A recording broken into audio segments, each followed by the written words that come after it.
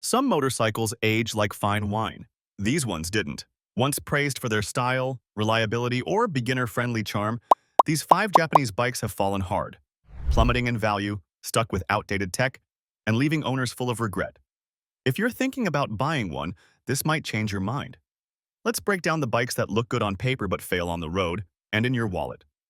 Honda Shadow Phantom, the ghost that lost its cool.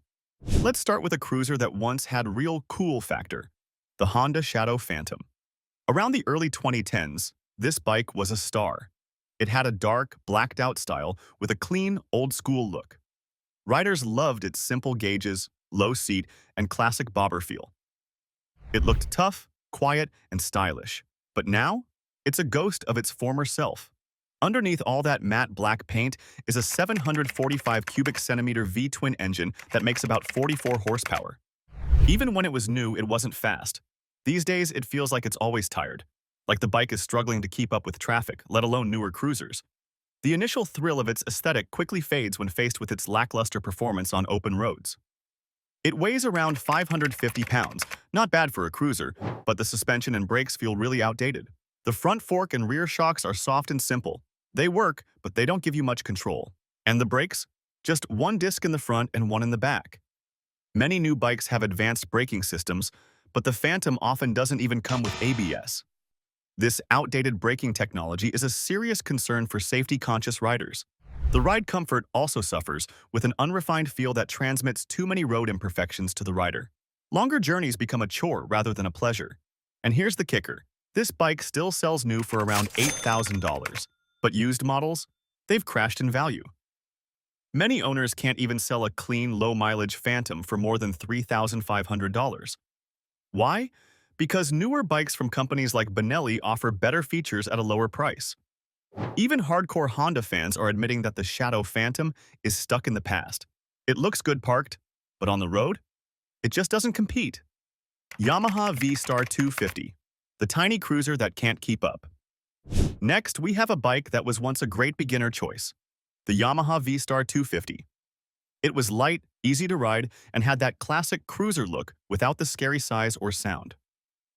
But now, it's seriously outdated. The engine is a 249 cubic centimeter air-cooled V-twin that puts out just 21 horsepower. That's not great. It might be fine for riding slowly through town, but try going up a hill or cruising on the highway and the engine struggles hard. It doesn't roar, it wheezes. It weighs about 324 pounds, and the low seat height, just 27 inches, is still good for new riders. But that's about where the good news ends. The brakes are old school in a bad way. It has a front disc brake, but in the back, a drum brake. In today's market, that's just sad. The stopping power is weak. You don't want to hope you can stop, you want to know you can stop. The suspension also feels rough. It uses basic forks up front and dual shocks in the back. Every little bump in the road hits you in the spine. This bike isn't fun on rough roads, and there's no comfort if you ride more than a few miles. And here's where it really hurts. Value. Even though it was once popular, it's now sitting in showrooms collecting dust. Some dealers can't even move them at prices under $2,500. Online listings are flooded with used V-Star 250s that just won't sell. Owners keep dropping the price, hoping someone will show interest. But nobody's buying. Today's riders want more tech, better fuel economy, and sharper designs.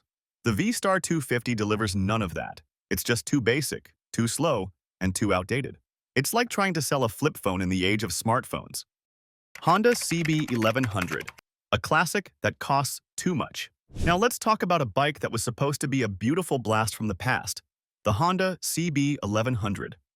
This machine was built to honor the old CB motorcycles from the 1970s. It looks amazing. Shiny chrome, round headlight, and smooth lines. It's definitely cool to look at. But is it worth owning today? Not really. It has a big 1,140 cubic centimeter inline-4 engine that makes 88 horsepower and 73 pound-feet of torque. That sounds okay, but the ride is super relaxed, maybe a little too relaxed. You won't feel excited. It's more like sipping tea on a Sunday afternoon. It's also heavy, about 560 pounds. The suspension is soft, with a standard front fork and twin rear shocks. It's fine for cruising, but don't expect it to handle twisty roads or fast corners well. The brakes are decent, but again, nothing special.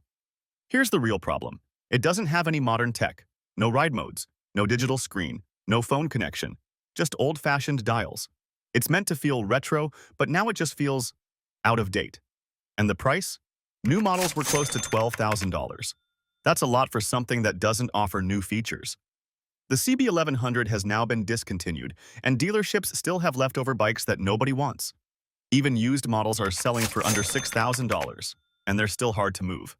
People just don't want to pay that much for a bike that offers so little in return. It's a nice collector's item, but most riders aren't collectors. They want tech, speed, or value. This bike offers none of those things. Suzuki GSX 250R, a sport bike. That's been left behind. Next is a sport bike that was supposed to be the perfect first ride, the Suzuki GSX 250R. It was meant to introduce new riders to the world of fast, exciting bikes.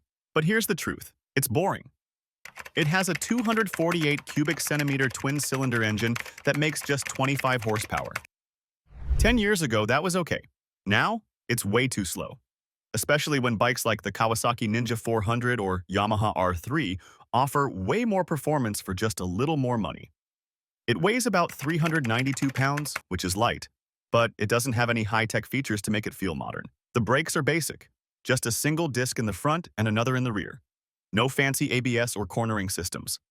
The suspension is just as basic, with a standard fork and a basic shock in the rear. It struggles when roads get rough or twisty. The dashboard is also stuck in the past. Old fonts, no bright colors, and definitely no smartphone connection. It feels like a bike built for 2012, not today. And resale value? It's terrible. Used GSX 250Rs are selling for under $3,000, sometimes way less. Even with low miles and free extras, they sit online forever. Buyers just aren't interested. 5. Kawasaki Vulcan 900 Classic. The heavyweight stuck in neutral.